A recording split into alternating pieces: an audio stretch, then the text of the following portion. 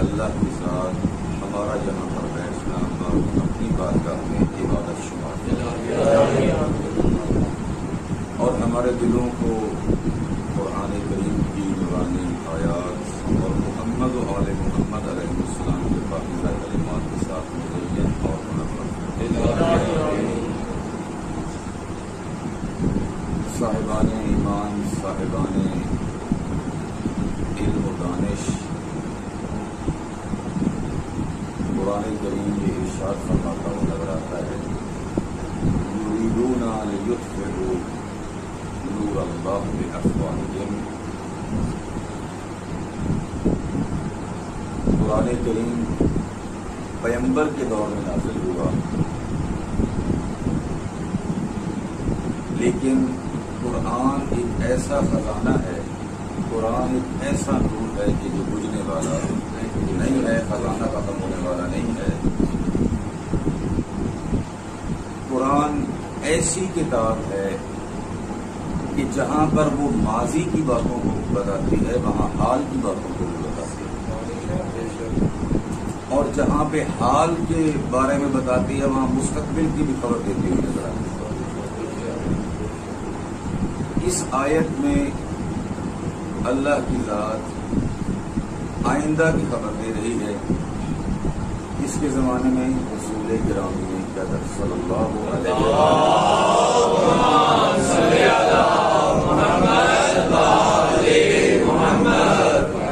میری آواز البتہ تھوڑی سی ناسازگار ہے، اگر سمجھ نہیں آ رہی بات بے شک پنکھا بند کر سکتے ہیں۔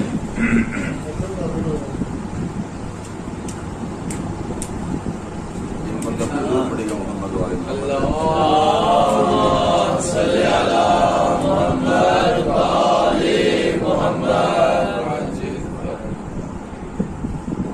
قرآن آئندہ کی خبر دیتا ہے، اور جو خبر دیتا ہے وہ برحق دیتا ہے۔ اس کی وجہ یہ ہے کیونکہ وہ حق کی طرف سے آیا ہے، حق کی طرف سے نازل ہوا ہے، خود حق ہے اور حق کے اوپر نازل ہوا۔ سچ کی طرف سے آیا ہے، سچ بن کے آیا ہے اور سچ پر نازل ہوا۔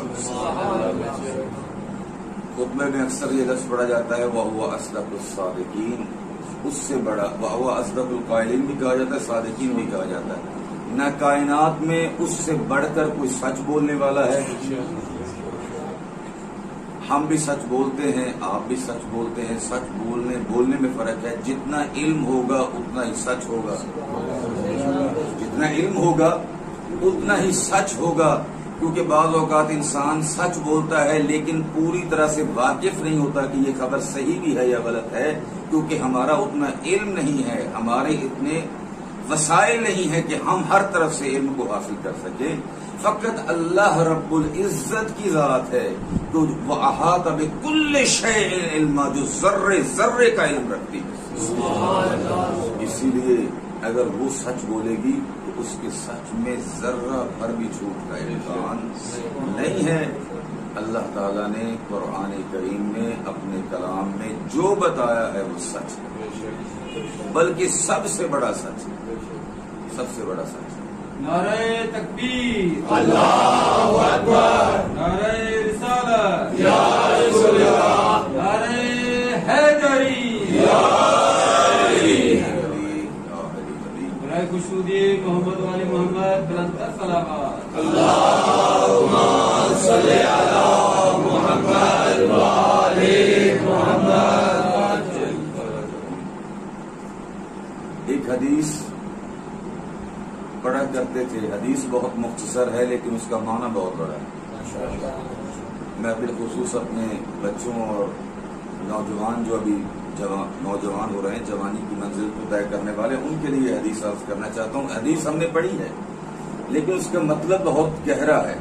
ظاہراً بہت سادہ نظر آتی ہے، بڑی بالکل صاف ستھری، یعنی بھی جو ہے حدیث جی سمجھنے والی ہے. ٹھیک ہے، یہ تو عام بچوں کو بھی آتی ہے، سب کو سمجھ میں آتی ہے، لیکن عمل میں بہت مشکل ہے. عمل میں بہت مشکل ہے. رسالت مآب صلی اللہ علیہ وسلم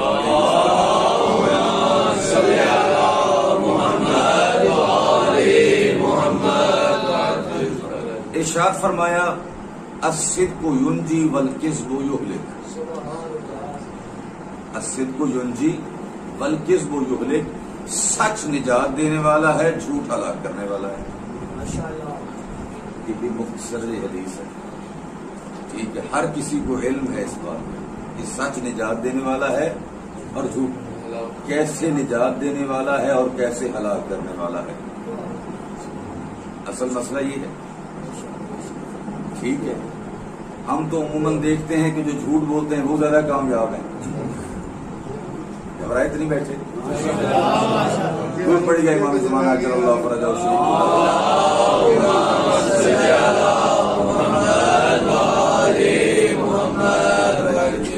ہمارے دیگر بواسیر نکر صلوات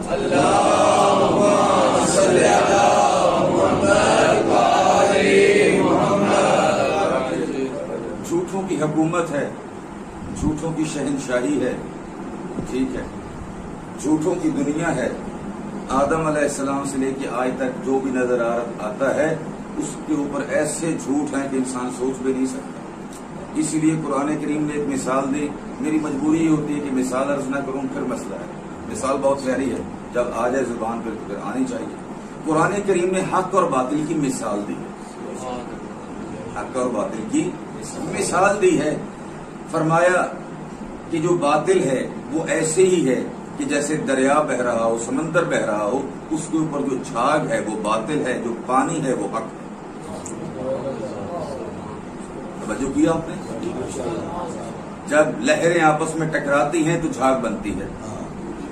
ٹھیک ہے، نیچے پانی ہوتا ہے، اوپر جھاگ ہوتی ہے. نظر سامنے کیا آتا ہے؟ جھاگ نظر آتی ہے. ٹھیک ہے، اور شور کتنا ہوتا ہے؟ جھاگدار. شور کتنا ہوتا ہے؟ انسان سمجھتا ہے سارا کام ہی جھاگ کا ہے. ٹھیک ہے، لیکن قرآن کریم فرماتا ہوا رہتا ہے حقیقت میں وہ حق ہے، ظاہراً خاموش ہے لیکن ایسے کام کر رہا ہے دنیا سوچ بھی نہیں سکتی. باطل کا شور زیادہ ہے جھاگ کی طرح. سمجھ آئیے نہیں؟ فلاں حق ہے، فلاں حق ہے، فلاں حق ہے. اکثریت بھی ان کی نظر آئے گی، جھاگ بھی آپ کو ہر طرف نظر آئے گی.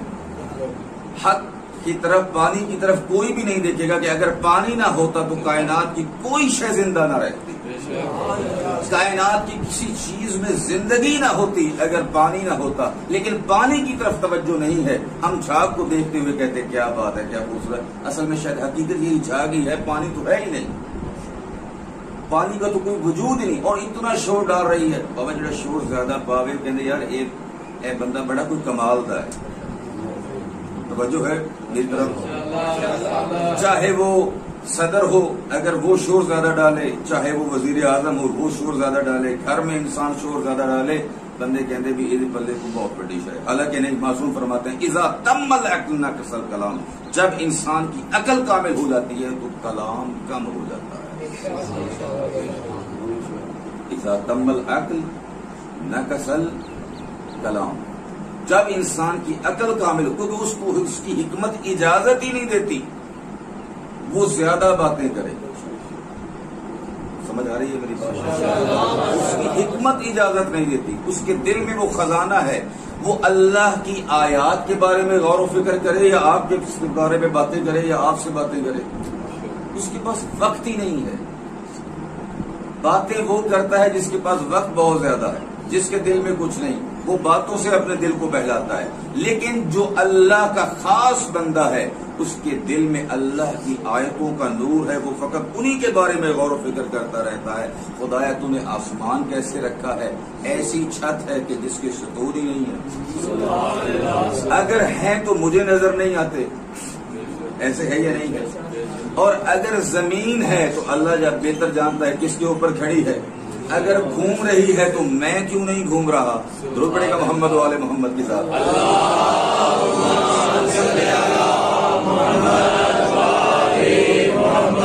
توجہ تو ہے نا میری طرف؟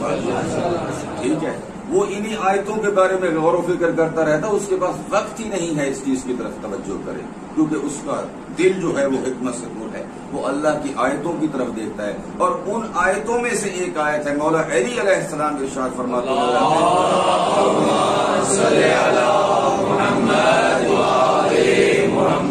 ارشاد فرماتے ہیں کائنات کی کوئی ایسی آیت نہیں ہے یا اکبر و منی جو مجھ سے بڑھ کر ہو۔ کوئی کائنات کی آیت اور نشانی جو خدا تک پہنچانے والی ہو وہ مجھ سے بڑھ کر نہیں ہے۔ کائنات کی جتنی نشانیاں ہیں وہ محتاج ہیں کس طرح خدا تک پہنچائے، لیکن جو مجھ کو دیکھتا ہے وہ خدا تک پہنچ جاتا ہے۔ جس کائنات کو دیکھ کے تو خدا کی طرف پہنچ رہا ہے، یہی کائنات اللہ نے میرے لیے مسخر کی ہے۔ میری نماز کے لیے تو سورج طلوع ہو جاتا ہے۔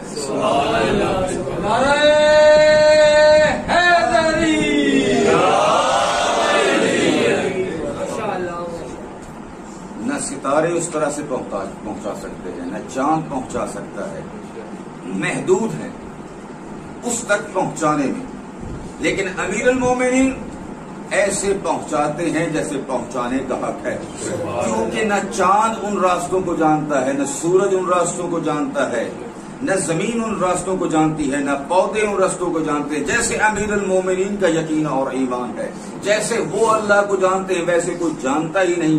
اسی وجہ سے ارشاد فرمایا لو کشف الغطاء مزددت یقینا، اگر پردے ہٹ بھی جائیں تو علی کے ایمان میں ذرہ بھر فرق نہیں پڑے گا۔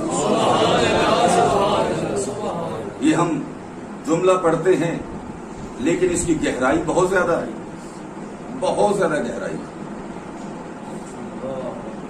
استاد محترم استاد انصاریاں خدا ان کو زندگی دے، وہ فرما رہے تھے کہ اس آیت کی گہرائی کے بارے میں سوچیں گے تو پھر پتہ چلے گا علی کیا ہے۔ تو نے علی کو اندھیرے میں دیکھا ہے، ذرا اللہ کے نور میں دیکھ تو پھر پتہ چلے گا علی کون ہے۔ محمد والی محمد بلندر صلوات۔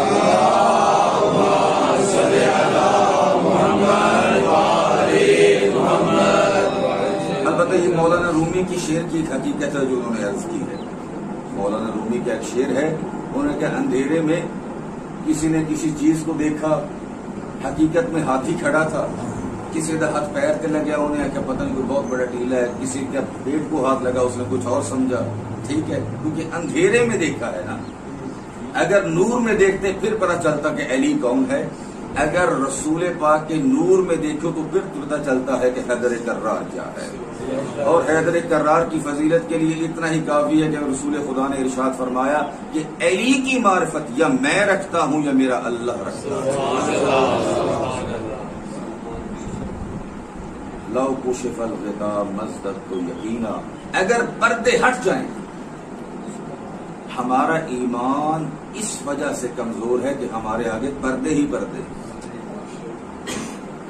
خواہشات کا پردہ ہے، مادیت کا پردہ ہے، زمین کا پردہ ہے، جہان کا پردہ ہے۔ اور امام خمینی رحمت اللہ علیہ کے فرمان کے مطابق، اور یقیناً انہوں نے معصوم کے فرمان سے لیا ہے، ہمارے اپنے لیے بات کر رہا ہوں، بعض مرتبہ جب علم آ جاتا ہے، علم سب سے بڑا پردہ ہوتا ہے اللہ تک پہنچنے کے لیے۔ حجاب اکبر کہا ہے، بعض اوقات انسان کو علم ہوتا ہے لیکن وہ علم سب سے بڑا پردہ بن جاتا ہے۔ بل انباؤ کوئی کم شخصیت نہیں تھی جس کا قرآن کریم میں ذکر ہے، توجہ تو ہے نا میری طرف۔ بل انباؤ اس کا قرآن کریم میں تذکر ہے، کوئی کم شخصیت نہیں تھی، بنی اسرائیل کا عالم تھا، اور ایسا عالم تھا کہ اسم اعظم جانتا تھا، لیکن موسیٰ علیہ السلام کے مقابلے میں آیا، اور وہی علم اس کے لیے جہنم کا باعث بن گیا۔ اگر علم خدا کی طرف لے کے جائے تو وہ علم نور ہے، لیکن اگر وہ تکبر کا باعث بنے، استغفر اللہ ربی واتوب الیہ۔ اسی وجہ سے ہمارے بزرگ علماء کی یہ سیرت رہی ہے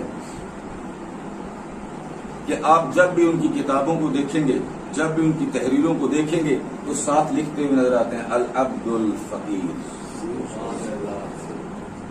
شہید ثانی کی کتاب دیکھیں، امام خمینی کی کتاب دیکھیں، آغا خامنائی کی کتاب دیکھیں، آج بھی جتنے فتوے ہیں نیچے لکھا ہوتا ہے احقر العباد، مجھ سے تو حقیر بندہ ہے ہی نہیں، احقر العباد، میں سب سے زیادہ حقیر ہوں۔ اس کا مطلب یہ ہے شیخ عباس قمی رحمۃ اللہ علیہ کی کتاب مفاتیح الجنان ابھی آپ پڑھتے رہتے ہیں، آپ جگہ جگہ پہ دیکھیں گے وہاں لکھا فقیر می گویت، فقیر کہتا ہے، توجہ ہے میری طرف، فقیر می گوئے، فقیر کہتا ہے۔ آخر میں یہ کہتے ہیں جہاں پر زیارت نقل کرتے ہیں یا کوئی چیز نقل کرتے ہیں، ساتھ یہ کہتے ہیں جہاں پر اپنے لیے دعا کیجیے گا برائے فقیر ہم دعا وہ کنی، مجھ فقیر کے لیے بھی دعا کیجیے گا۔ یہاں فقیر سے مراد وہ فقیر نہیں ہے بلکہ یہ فقیر قرآن والا فقیر ہے۔ توجہ ہے میری طرف، یا ایھا الناس انتم الفقراء واللہ الغنی الحمید، ساری کائنات اللہ کی طرف محتاج ہے، اگر غنی ہے اور محتاج نہیں تو وہ اللہ حمید کی ذات ہے۔ اس فقیر سے مراد یہ فقیر ہے کہ جو اس کا محتاج ہے، ہمیشہ اپنے آپ کو اس کا محتاج سمجھتا ہے، زندگی کے ہر لمحے میں اپنے آپ کو اس کا محتاج سمجھتا ہے۔ کائنات کا کوئی ایسا وقت نہیں جہاں وہ اپنے آپ کو اس کا محتاج نہ سمجھے، ہر لمحے پل میں وہ اپنے آپ کو اس کا محتاج سمجھتا ہے، اور جب محتاج سمجھتا ہے اسی سے مانگتا ہے، اسی سے لیتا ہے، کسی کے سامنے ہاتھ نہیں پھیلاتا، اسی کی اطاعت کرتا ہے۔ جب متوجہ اس کی طرف ہے تو پتہ چلتا ہے جب میں ہوں ہی کچھ نہیں تو اطاعت بھی تو اسی کی کرنی پڑے گی نا۔ جب میں ہوں ہی کچھ نہیں، جب سب کچھ وہ ہے، هو الباقی، وہی بقا رکھتا ہے اور کسی کی بقا ہی نہیں ہے۔ رحمان بھی وہ ہے، رحیم بھی وہ ہے، ودود بھی وہ ہے، شکور بھی وہ ہے، غفور بھی وہ ہے، سب کچھ وہ ہے، اور میں کیا ہوں؟ فقط اس کی رحمت کی تجلی ہوں، میں اس کا فعل ہوں۔ جو اس نے خلق کیا تھا تو وہ خالق تھا، اس نے رزق دیا تو وہ رازق تھا، اس نے تو اپنے کرم کی تجلی کی ہے، کیونکہ کریم کرم نہ کرے تو پھر کریم نہیں رہتا۔ طاعتہ غنا ارحم الرأس مالک الرجا، دعائے کمیل کا جملہ ہے، اور اگر اس کی اطاعت آ جائے تو انسان پوری دنیا سے بے نیاز ہو جاتا ہے۔ طاعتہ غنا، اس کی اطاعت دنیا سے بے نیاز کرنے والی ہے۔ جتنی اطاعت ہوگی اتنی بے نیازی ہوگی۔ میسم تمار بن کے دیکھ تو صحیح، ہاتھ میں چھابڑی ہے، کھجوریں بیچنے والا ہے، لیکن فخر یہ ہے کہ امیر المومنین اس کی کھجوریں بیچتے ہوئے نظر آتے ہیں۔ میسم تمار، پوری دنیا کی حکومتیں اس سے لرزتی ہوئی نظر آتی ہیں کیونکہ اس کا دل پر ہے۔ توجہ ہے میری طرف، جب انسان کا دل پر نہیں ہوتا تو کوٹھیوں سے پر ہوتا ہے، بنگلوں سے پر ہوتا ہے، کاروں سے پر ہوتا ہے، پیسے سے پر ہوتا ہے، کیونکہ کمی ہے یہاں پر۔ توجہ تو ہے میری طرف، کمی ہے نہیں، سمجھتا ہے۔ جب علی کی ولا ہو تو پھر کمی کون سی؟ میرے استاد فرمانے میں تڑ چپ کے قربان جاؤں۔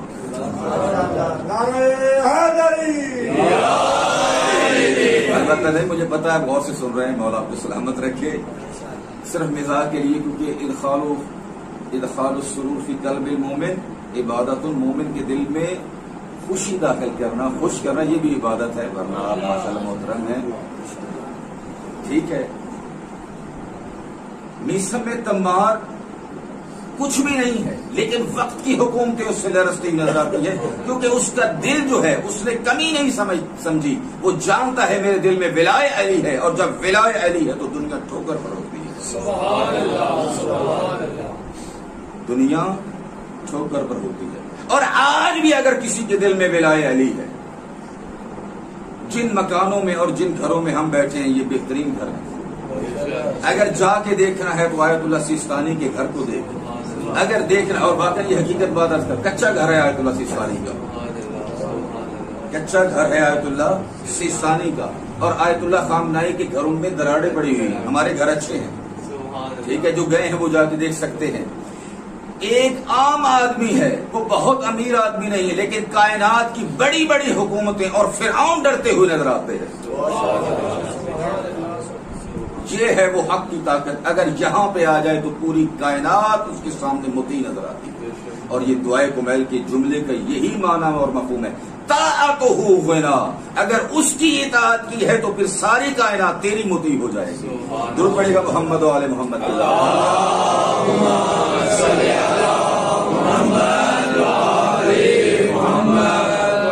لیکن شرط یہ ہے کہ اس کی اطاعت جتنی جتنی اطاعت ہو، جتنی اگر 10% کی ہے تو 10% اس کا اثر نظر آئے گا، اگر 20% کی ہے تو 20% اثر نظر آئے گا.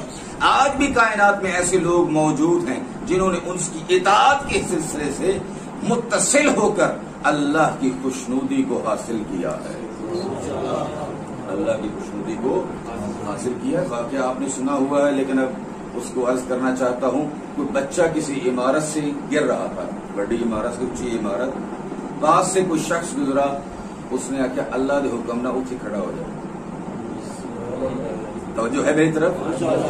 میں واقعہ اس لیے مختصر کر رہا ہوں کیونکہ آپ نے کئی مرتبہ اس واقعے کو سنا ہے. صرف اپنے بعنوان دلیل کے کہا یہیں پہ کھڑا ہو جا اللہ کے حکم سے. بچہ کھڑا ہے، آرام دے نال تھلے آیا، آرام کے ساتھ، ٹھیک ہے، سمجھ تو آ رہی ہے نا میری بات کی. آرام سے نیچے آیا، اس کو رکھا. ایران عراق میں ایسی عادت ہے کوئی بندہ ہے میرا موزہ رکھ دیکھ لے تو انہیں چومنا شروع کر دیں. اس کے کپڑے بھی جو ہیں وہ پھاڑ کے لے جاتے ہیں. بھی اللہ بہتر جانتا ہے کہ ڈگ بڑا ویلی ہے، بات سمجھ میں آ رہی ہے نہیں آ رہی؟ بندے تو باہر میں کی آخا بھائی علی علی کر کے گردوارے لگ گئے. ٹھیک ہے، تو اس نے کہا کہ میں نے تو کوئی خاص کام نہیں کیا.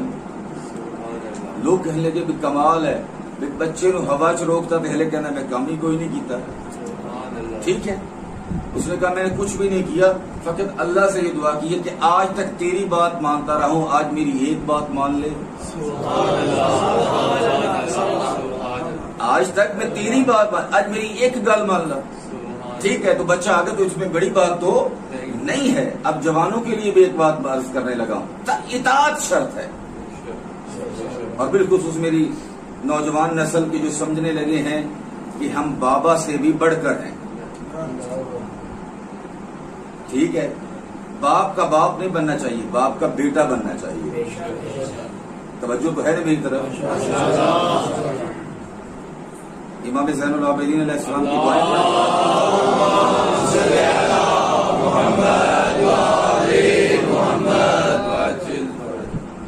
پھر پتہ چلتا ہے کہ والدین کی عظمت کیا ہے. والدین کا حق کبھی بھی ادا نہیں ہو سکتا، امکان نہیں. کیونکہ وہ اگر اللہ نے تجھے پیدا کیا ہے تو ان کے صدقے سے کیا ہے، اور جس کے صدقے سے انسان پیدا ہو اس کا حق ادا کبھی بھی نہیں ہو سکتا. جو زحمتیں ہیں ماں باپ کی، ایک شخص کا ماں باپ کی بہت خدمت کرتا تھا، بہت خدمت کرتا تھا. ہر سال اپنے والد کو کندھوں پر بٹھا کر مولا حسین کی زیارت کے لیے لے کے جاتا تھا. اللہ آپ سب کو اور مجھے بھی امام حسین علیہ السلام کی زیارت کے لیے لے کر جائے. ایک سال ایسا ہوا والدہ کیا کہ میں نے بھی نال لے کے چل پہ، ہر سال والد بھی جو لے کے جانا.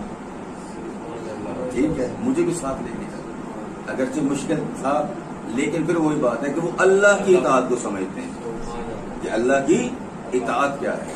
کہا ٹھیک ہے اماں جان میں آپ کو بھی لے کے جاؤں. کبھی ان کو سفر میں اٹھاتے اپنے کندھوں پر، کبھی ان کو اٹھاتے، ایک کو سواری پہ رکھتے دوسرے کو کندھوں پہ اٹھاتے. پہنچ گئے مولا حسین علیہ السلام کی زری کے پاس.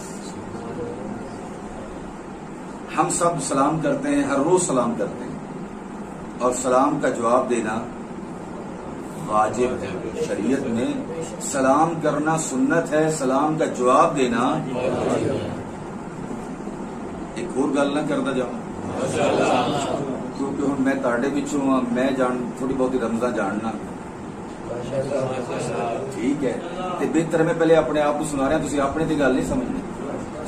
ٹھیک ہے، ناراض بھی نہیں ہونا.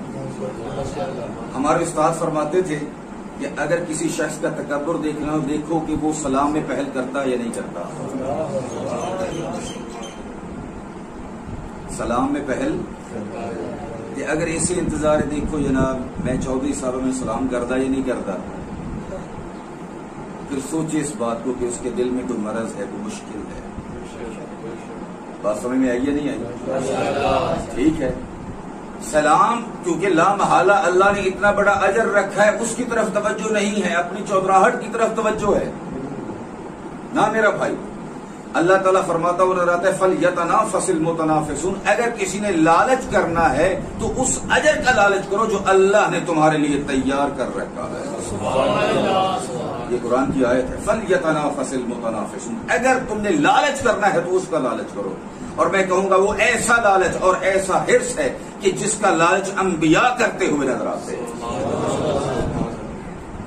البتہ یہ علیحدہ مسئلہ ہے کہ آپ کے مولا امیر فرماتے ہیں کہ نہ میں تیری جہنم کے خوف سے عبادت کرتا ہوں نہ تیری جنت کے لالچ میں عبادت کرتا ہوں. ضرور پڑے گا محمد و آل محمد.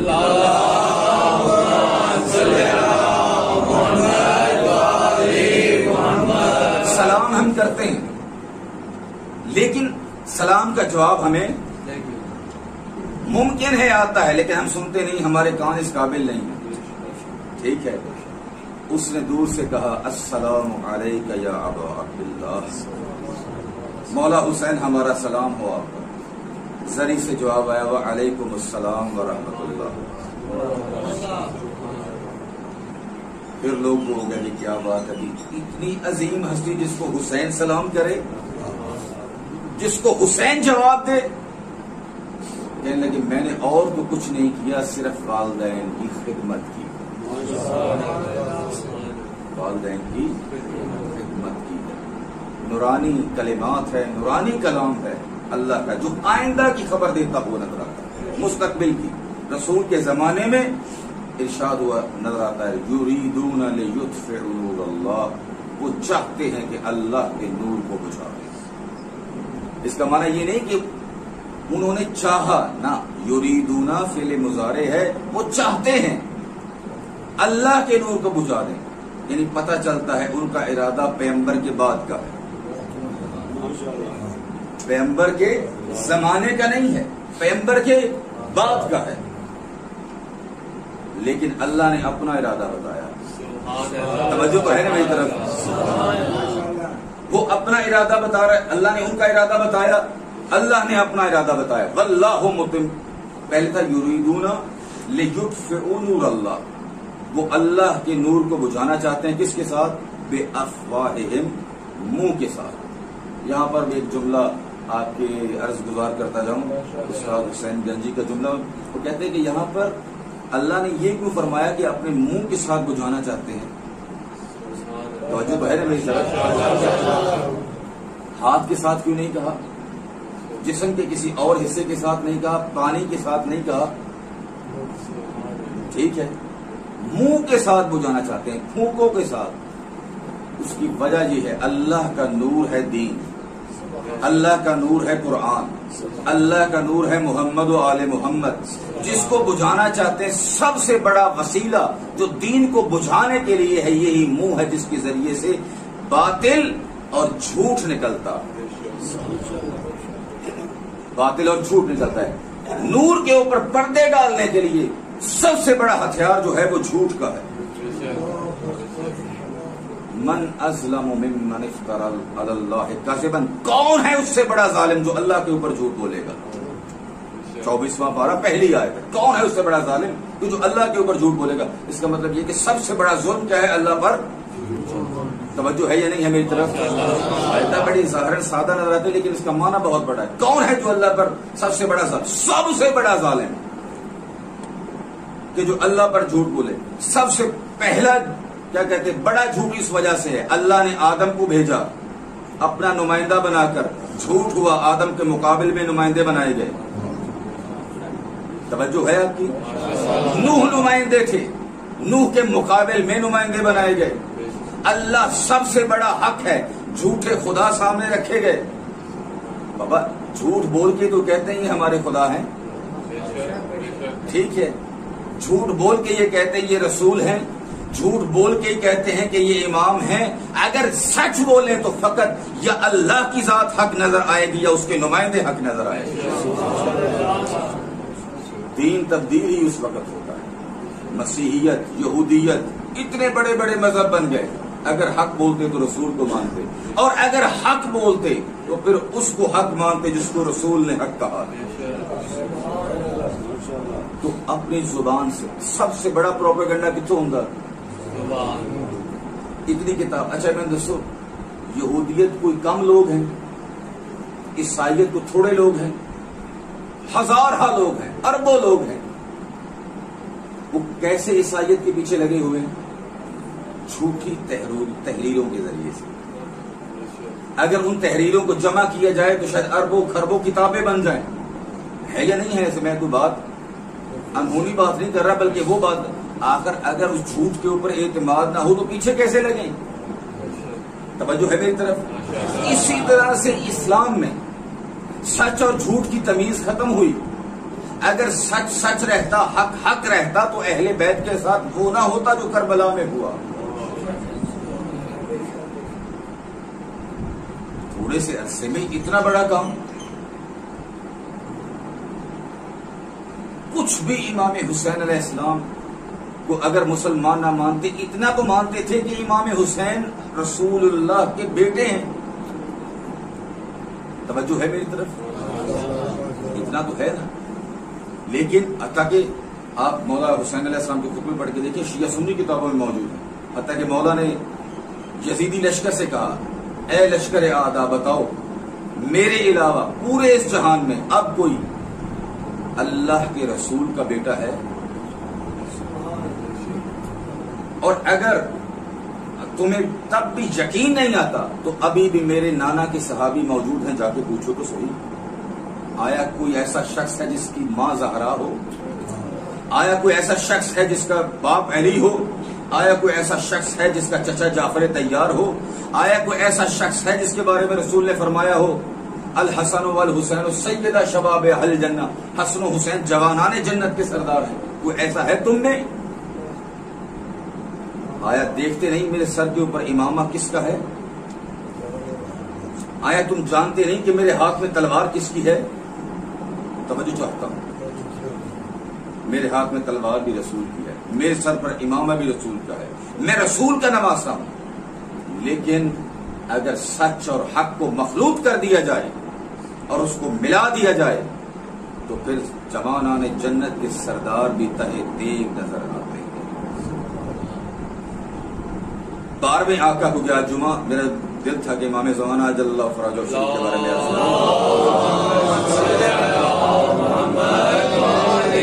آج جمعہ ہے، امام زمانہ اجل اللہ فرجہ شریف کا دن ہے. اگر لوگ حق کو سمجھتے تو 12واں آقا ایسے غائب ہوتا.